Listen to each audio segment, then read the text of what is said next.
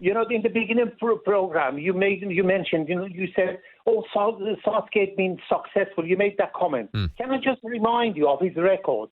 The World Cup 2018, England played 7 games. They lost 3, they drawn 1, and won 3. Europe, in the European thing, they reached the final, but it was a home tournament. They played every game by 1 in the Wembley. And, so that's not much success. And when they went to Qatar, they lost to France, who was at fault, Maguire. If this says Southgate, he gets £10 million a year, 200 grand the week. What did he get for the money they are paying him, right?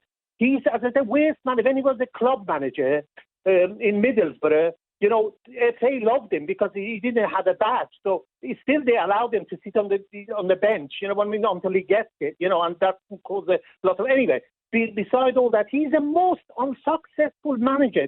I mean, with all this, he had £250 million of talent in the middle of the park. And what did he say in his interview? Oh, the pitch was a bit uneven and all that. What a load of nonsense. Beirut, would you get rid now? Yes. They should have got rid of him 5 years ago. With all these talented managers out of jobs and all that, and all they can think of. I mean, Southgate, as a player, what did he do? He played for Aston Villa. He missed the penalty, so England got knocked out of the Euro. And what is it so special about this guy? Then he comes, yesterday again, he said, we can't win every match 4 or 5-0. Well, you're playing Moldova or Iceland. I can take Gareth Southgate to some of these.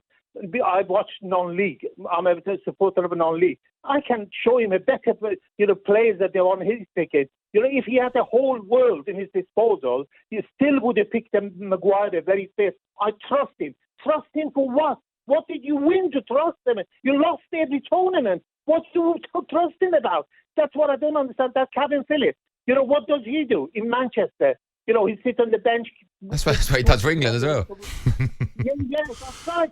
So he, as I say, he keeps the seats warm, And then he picks him. And then when, who I blame? The media. Media keeps saying, oh, he's been successful.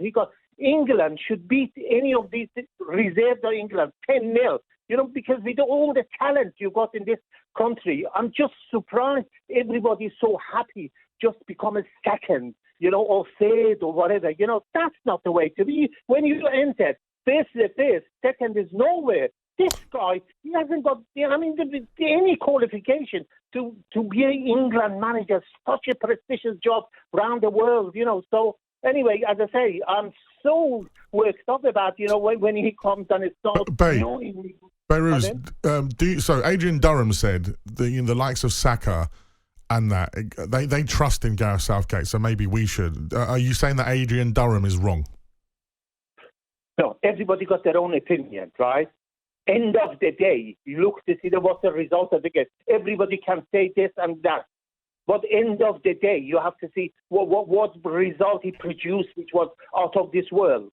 As I said, every tournament he entered, he did not got anywhere. So, what they're trying to say? As I say, it doesn't matter who says what. You might like someone. Football is about a matter of opinion. Absolutely. Thank you to Beirut. He is loving Gareth Southgate. You know what? That's the only issue. I was speaking to Perry Groves off air as well, and the one issue with Gareth Southgate is he's a nice guy. Yeah. He seems a genuinely nice man. So it's hard then, as media, to really go in on him because he's really nice.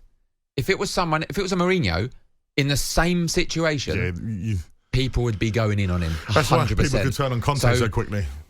Being a nice guy shouldn't come into it in this occasion. If he's not good enough, or if someone is not good enough to play as well, Henderson seems a nice guy. Calvin Phillips seems a nice guy. If they're not playing or not good enough to play, they shouldn't be playing.